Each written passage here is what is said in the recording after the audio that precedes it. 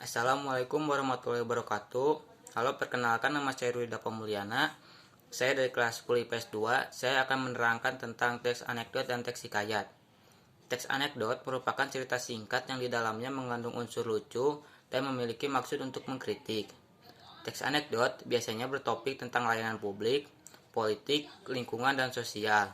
Tidak hanya berbentuk cerita, teks anekdot juga dapat terbentuk dialog singkat antara dua tokoh. Teks anekdot selain memberikan kesan humor, juga dapat membuat amanat atau pesan moral, ataupun kebenaran secara umum. Struktur teks anekdot.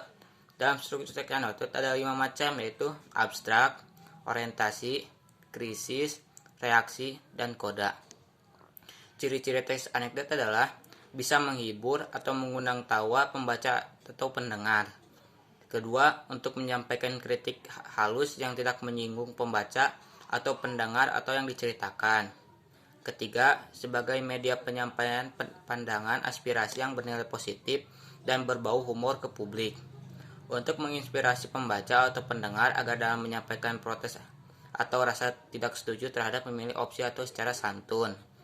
Yang terakhir, menampilkan tokoh-tokoh yang dekat dengan kehidupan sehari-hari dengan memiliki sifat humoris, lucu, mengkritik, dan berbau lelucon tapi menyindir.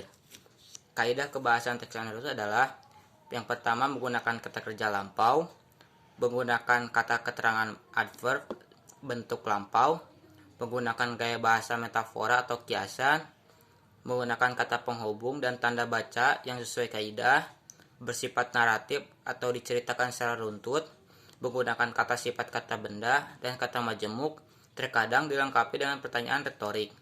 Umumnya menggunakan bahasa informal atau bahasa sehari-hari dan memadukan antara fakta dan kejadian atau sekedar menceritakan kejadian unik. Dan yang kedua adalah teks hikayat.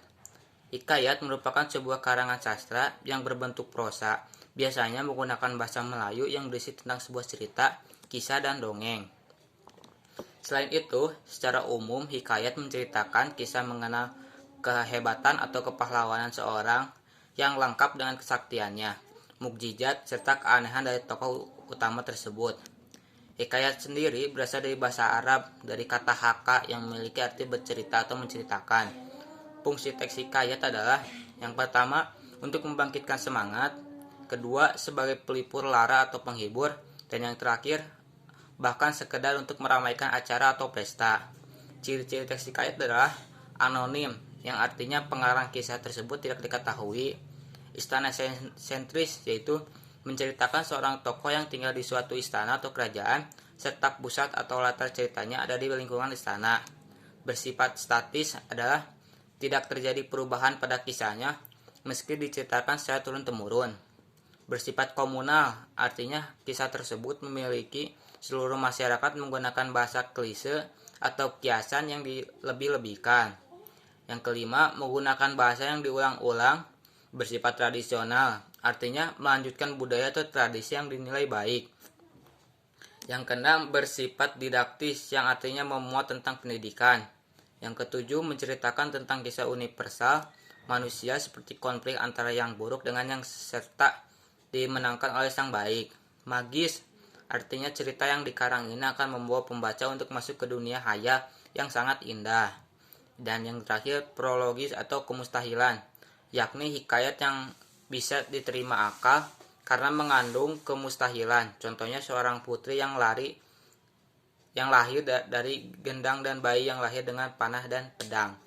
Unsur-unsur teks hikayat ada 8, yaitu tema, latar, alur, amanat, tokoh, penokohan, sudut pandang, dan gaya.